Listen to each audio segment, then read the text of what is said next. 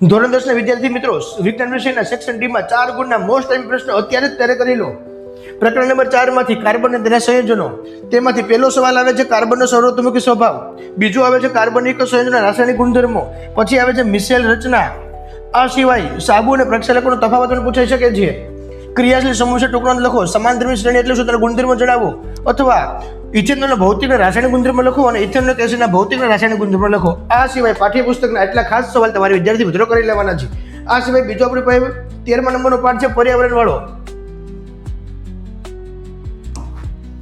તેમાં નિવસન તંત્ર એટલે શું, તેના પ્રકારો જણાવો. નિવસન તંત્રના ઘટકો એટલે શું, 4 ગુણમાં પૂછાઈ શકે છે.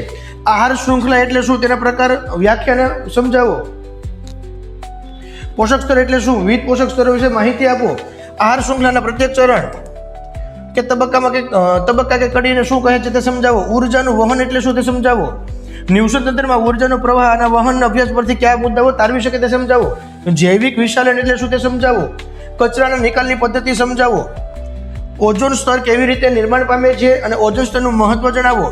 જૈવ વિઘટનીય પદાર્થોની અસર અથવા જૈવ અવિઘટનીય પદાર્થોની પર્યાવરણ પર શું અસર થશે તે જણાવો. જો પોષક સ્તરના બધા સજીવોને દૂર કરવામાં આવે તો શું અસર થશે. જૈવ અવિઘટનીય કચરાની સમસ્યાઓ અને જો બધો કચરો જૈવ વિઘટનીય હોય તો શું થાય. તો વિદ્યાર્થી મિત્રો, આટલા સવાલ તમે કરી નાખો અને તમારા મિત્રોને શેર કરો.